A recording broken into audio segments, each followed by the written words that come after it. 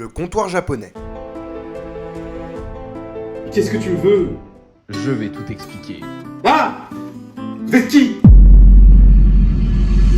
Joachim, t'inquiète, je t'explique. Je suis ton toi du futur qui revient dans son passé pour te sauver ton présent d'un futur qui doit pas se passer.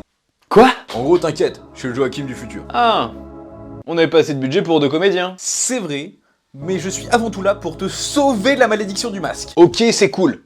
Mais y a pas à s'incruster chez les gens comme ça.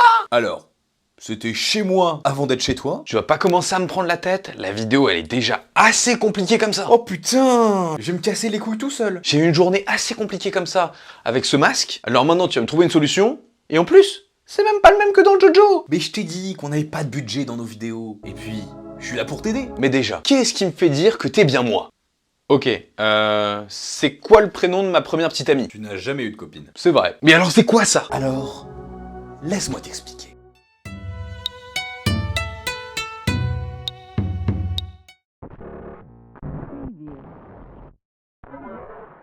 Bonjour à tous et à toutes et bienvenue au comptoir japonais. On se retrouve pour la rétrospective de JoJo's Bizarre Adventure avec la partie 2 Battle Tendency.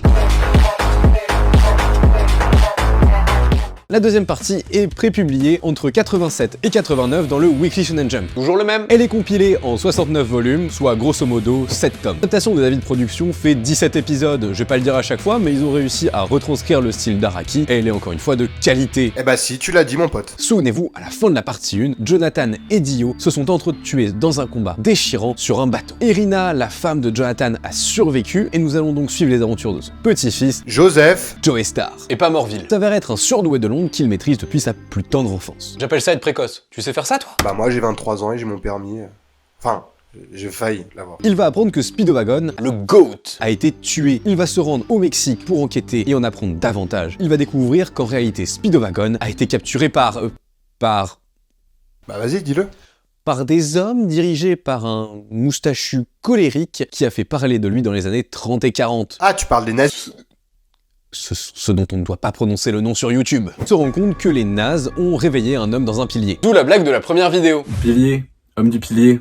Vous l'avez? Tout est lié. Santana, une forme de vie qui utilise les masques de pierre. Le fameux est toujours lui, ça a pas changé. Et nous, toujours pas de budget, ça a pas changé. Joseph parvient à le tuer dans un combat exceptionnel. Même à se prendre d'amitié pour un général naze.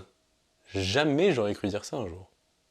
Comme quoi, merci les mangas. Joseph apprend qu'il existe 3 autres hommes du pilier prêts à se réveiller à Rome. Leur objectif est de récupérer la pierre rouge d'Adja qui, couplée au masque de pierre, leur permettra de devenir la forme de vie ultime. Joseph se rend là-bas pour combattre ces êtres d'un autre temps et s'y faire un ami précieux, César de Pelli. Petit-fils du maître de Jonathan. Tout est lié. Joseph fera face à de bouleversantes révélations familiales. Eh Joseph, ton grand-père était astigmate. Non. Et c'est vraiment pas facile de résumer Jojo, hein. On n'a pas parlé des stands. Et encore, j'ai coupé un grand nombre de moments légendaires. Parce que je vous ai pas raconté... Quand il y a les nazis qui prennent des rayons ultraviolets pour arrêter Cars. Et puis après, je vais te raconter aussi quand il y avait des chevaux ventus en cours de sonde. Ya.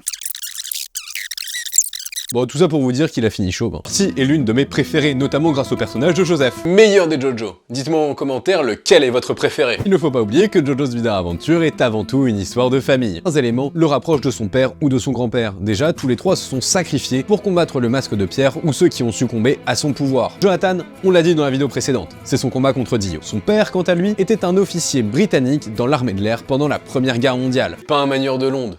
Loser. Il avait des doutes sur son supérieur, et a raison, car c'était en réalité un des derniers zombies créés par Dio, et malheureusement, il tuera George de Joestar. Sa femme, Lisa, la mère de Joseph, le vengera, vous inquiétez pas. Notre Joseph, lui, il s'est jeté dans un volcan pour éliminer son adversaire Cars, Rien à voir avec des voitures qui parlent, c'est plutôt lié à un groupe de rock. qui était devenu l'être ultime.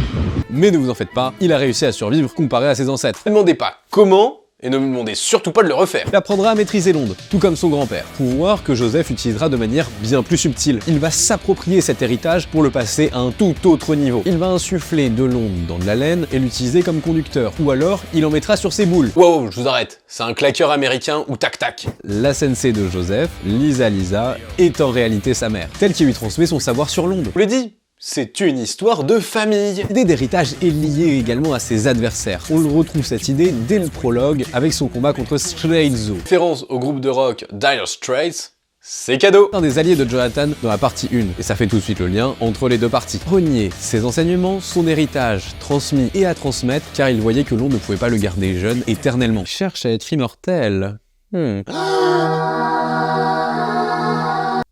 Ouais, notion classique dans la pop culture en fait. Les adversaires principaux ne sont pas en reste non plus, ils sont les derniers de leur espèce et eux, ils ont renié leur héritage. Le chef des hommes du pilier s'est senti trahi par son propre peuple, il avait pour ambition qu'il domine la Terre car c'était une race humanoïde puissante. Il vivait sous terre. Parce qu'ils craignent le soleil. Ouais, c'est des vampires. Et il a créé les masques de pierre afin de contrer cette faiblesse. Quand son pouvoir augmentait et le fait qu'il commençait à manger ses semblables, son peuple a décidé de l'exécuter. Peuple qui sait remercier ses semblables. Capable de les rallier avec ses promesses de divinité, il décide de tous les exterminer, y compris ses parents. Autant dire qu'il n'y a vraiment plus d'héritage à perpétuer. Kars cherche à être l'être ultime. Il veut donc devenir une fin en soi. Toute notion d'héritage disparaît. Les adversaires de Joseph sont donc en opposition par rapport à cette thématique. L'autre personnage qui va apprendre à Joseph le fait d'embrasser son destin, c'est César Zeppelli. Son rival, son frère spirituel, son camarade. Non. Non. J'ai oublié mon texte. Les présente comme des personnages opposés et rivaux. Je vous rappelle que lorsqu'ils se rencontrent, ils se battent dans un restaurant avec des pâtes à l'encre et des macaronis chargés d'ondes. Yare daze. César en veut à Joseph car il tient Jonathan responsable de la mort de son grand-père. Mais au fur et à mesure que l'un sauve la vie de l'autre, ou alors lors de leur entraînement avec Lisa pour maîtriser l'onde, ils vont tisser des liens d'amitié forts. Je t'aime, Joseph. Je t'aime aussi. Ils évoluent au contact de l'un et de l'autre. Par exemple, Joseph est beaucoup moins impulsif. Et la fin de leur relation sera aussi terrible que leur amitié était puissante. Maestro, ambiance. À ce moment-là de l'histoire, nos héros poursuivent Kars en Suisse qui a fait une halte dans un château. S'ensuit une discussion pour décider du plan d'action et une dispute éclatera entre nos deux protagonistes. César décide d'attaquer le château de front et seul. Il tombe sur Wham, un homme du pilier. Encore une ref à un groupe de rock. Encore une. Suit un combat épique entre les deux personnages qui se traduit par la défaite et mort de César alors qu'il avait presque éliminé son adversaire. Jojo et Lisa entrent dans la pièce du combat, découvrent une grande pierre en forme de croix au milieu de la pièce. Une bulle de savon apparaît, vient se poser sur Jojo avec la dernière onde de César, son bandeau et l'antidote au poison que les hommes du pilier avaient administré à Jojo. Je sais, j'en ai pas parlé. Mais je peux pas tout dire non plus. Il voit une flaque de sang couler dessous la pierre, Lisa fond en larmes et Joseph explose de rage, jurant vengeance pour son copain. La scène est très émouvante et c'est parti pour vous la gâcher. J'avais commandé une salade César, pas une salade de César. De la même manière que le Zeppeli de Jonathan est mort en donnant sa dernière onde, le Zeppeli de Joseph a fait de même. C'est la première fois que l'on sent la fatalité d'une lignée qui pèse sur un personnage. Et d'ailleurs, il n'est pas étonnant qu'au début de l'histoire, César renie son père, car il pense qu'il l'a abandonné. Les pères sont si mauvais que ça dans Jojo? Joker. J'attends la partie 4 ou 6 pour répondre.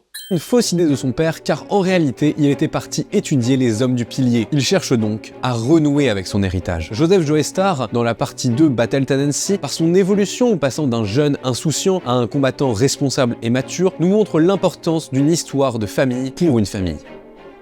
Logique. Si vous aimez les histoires où le vice se transmet de génération en génération, je ne peux que vous conseiller de lire les livres issus des Rougon-Macquart de Zola. Il dépeint les travers d'une famille vivant au Second Empire dans un style qu'on appelle le naturalisme. Rien à voir avec le naturisme, je vous rassure. Vous pouvez donc lire Germinal, La Bête Humaine ou Nana. Pour une fois, je parle pas de manga. Merci beaucoup pour votre visite au comptoir japonais. On revient très vite avec des stocks pleins et de qualité. N'oubliez pas de mettre un petit pouce bleu, un commentaire et surtout de vous abonner, c'est le plus important. En attendant, moi j'ai plus qu'une seule chose à vous dire, c'est d'être curieux, de lire des mangas et surtout, sayonara! Voilà. J'espère que mon petit monologue t'a permis de mieux comprendre dans quoi tu t'étais embarqué. Ah non, pas du tout. J'étais en train de regarder la dernière vidéo du comptoir japonais. Oh, mais punaise, tu peux pas écouter un peu? Bon, après, t'as pas tort. Leurs vidéos sont vraiment excellentes, ils font de la qualité, c'est toujours frais et original, et très recherché surtout. En plus, le présentateur, qu'est-ce qu'il est beau. Ouais, il est vraiment magnifique. Bon, laisse-moi t'expliquer ce qui s'est passé. Il y a 5 milliards d'années, une étoile explosa et créa un nuage de poussière immense qui, avec les forces gravitationnelles, ont commencé à doucement s'agglomérer. Je pense que tu peux avancer un petit peu, surtout au moment de l'histoire qui me concerne. On retrouve les traces de la civilisation Inca au début du XIIIe siècle, au niveau du Pérou dans la cordillère des Andes. Cette civilisation était très pieuse et croyait en des divinités mayas et créa des masques, comme celui que tu as en ta possession, à leur effigie. Mais cependant, ces masques possédaient une puissance magique incroyable. Elle se perpétua de génération en génération et elle ne fut oubliée malgré l'arrivée des conquistadores. Ainsi, une poignée de personnes connaissent encore le pouvoir mystique de ces objets et peuvent encore les créer. Et c'est le cas de Juan. Oui, le facteur de Montargis. Effectivement. Et je le connais, ce Juan? Tu l'as bousculé dans le métro, il a pas aimé, il a créé ce masque pour se venger, et voilà, maintenant on en est là. On avait vraiment rien de mieux comme scénario? Là n'est pas la question. Maintenant, tu vas devoir te rendre dans un ancien cimetière indien, c'est pas facile à trouver, puis tu vas devoir faire le poirier sur une main avec un sombrero sur la tête en tenant un éventail qui a été béni par le grand Wabdouwap, pour ensuite dire l'incantation secrète.